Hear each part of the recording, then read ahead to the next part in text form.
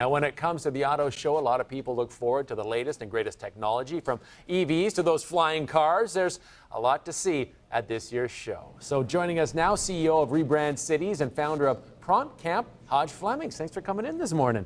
I'm excited to be here. Got to get your thought. What do you think of that flying vehicle there right off the bat? I think it's amazing. I think as we start to think about the future of what things look like, I think Detroit has to be where the ball is going to be and not where the ball is at. Right, and so we used to be the automotive capital of the world, but I know that there was also like another vehicle down there. I think it was the Olive, right? And I think it's $300,000, and you could put down $150 to $1,500, and it's amazing to think that now we're not just looking at vehicles to get from point A to point B, but now we're also looking at vehicles that allow us to be able to fly. Yeah, it's crazy stuff. And I mean, we throw numbers out like 200,000 and 300,000, a lot of money. Don't get me wrong, but like Jordan said, some of the SUVs he showed us were like 150, 160 grand. So, I mean, $40,000 more and you can fly? It's amazing, but also too, so now you have to look at, okay, I can use this for certain like use cases, right? So now you need, I guess, like a little landing pad for this. But yeah. I think it's amazing just to see kind of where the world is going. So what kind of other technologies are you most interested in when it comes to the auto show in general?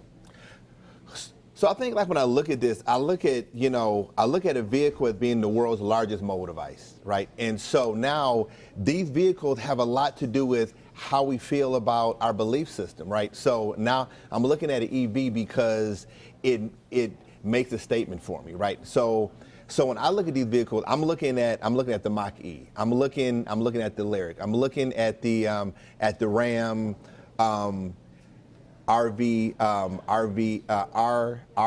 right? And so it's interesting to be able to see these vehicles and to be able to see the progression and to see kind of how they're kind of moving forward. I think it's amazing, and I'm looking forward to probably to that sector the most. All right, talking about moving, automobiles forward, how do you see car manufacturers incorporating like virtual reality into like models of cars?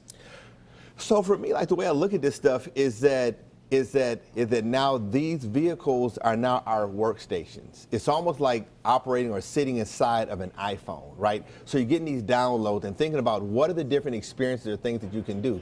Like I know in my vehicle, I work out of the vehicle like from time to time. And so I'm looking for these amenities that will allow me to be more efficient, that will reduce my carbon footprint, that will allow me to stay connected, to be able to stay updated. And I think that's the interesting part in terms of what I'm seeing like with the new vehicles. And some of those things you're talking about, are those like AI innovations that will help you while you're in your car? Yeah, because I think we're going to start moving towards more autonomous vehicles, right? And the vehicle having more sensors to it. So in terms of access, I know even when I pull out of my driveway, it's not just based on my human intellect. It's now helping me to be able to make better decisions so that I don't run into stuff. And so I think those are some of the things that I think are going to become really more interesting in terms of how it allows us to operate in a more safe space.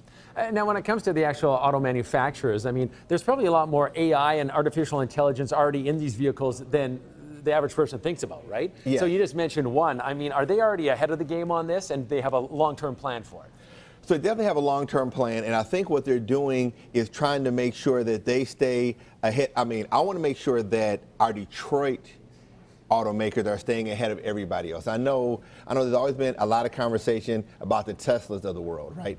But I think it's really important that now we're seeing our big three, Ford, GM, right? And Stellantis, making sure that they're staying on the cutting edge. Detroit has always been the motor city capital of the world. But in 2020, I think our governor decided to open up an office of mobility and electrification, right? And so it's to make sure that we're staying ahead of, we're not just talking about automotive, we're now talking about mobility.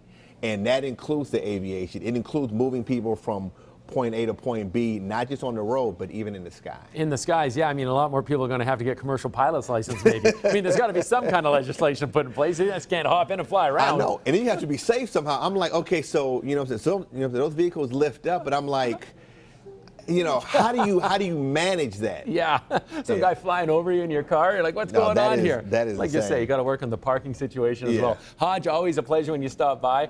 We'll see you again for Tech Talk next week. All right, thank you very much. Appreciate it.